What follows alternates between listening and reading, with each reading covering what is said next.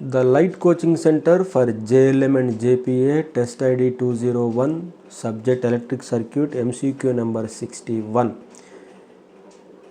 A circuit operates with voltage 240 and current 10 amps.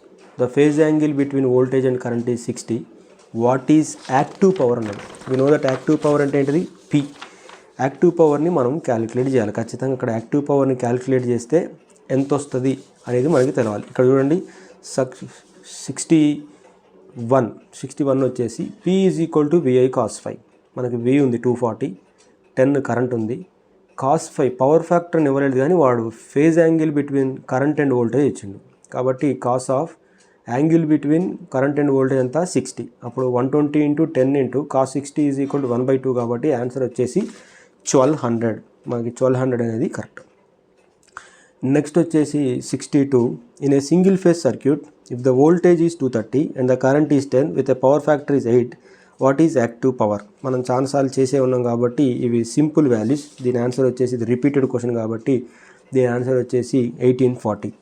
In a 3 phase system, ఇక్కడ 3 phase అని వచ్చింది చూసుకోండి. The line to line voltage is 400 VL to L and the power factor is 0.9. what is the apparent power అన్నాడు. if the current is 50 amps, మనం కనుక్కోవాల్సింది apparent power అంటే S కాబట్టి ఇక్కడ చూడండి ఏమన్నాడు, లైన్ టు లైన్ వోల్టేజ్ ఎంత 400, current ఎంత ఇచ్చిండు 50 ఆంపియర్, పవర్ ఫ్యాక్టర్ ఎంత ఇచ్చిండు 0.8, ఎస్ వాల్యూ కనుక్కోమండి. ఎస్కి ఫార్ములా అయింది S is equal to √3 VL కాబట్టి S is equal to √3 value ఎంత 1.732, VL వాల్యూ ఎంత 400, IL వాల్యూ ఎంత 50.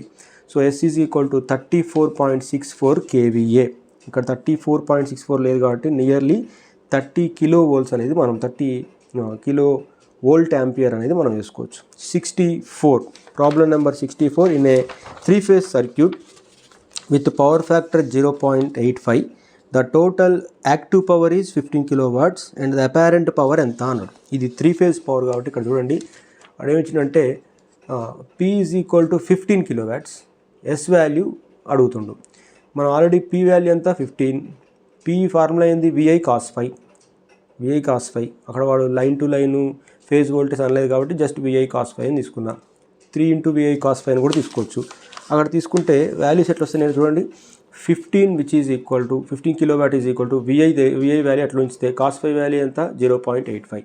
అప్పుడు VI ఏమవుతుంది, ఈ 15 kW అంటే 15 × 1000 divided by 0.85. It is nearly 17.64 kVA. So 74.65 అంటే A. Thank you.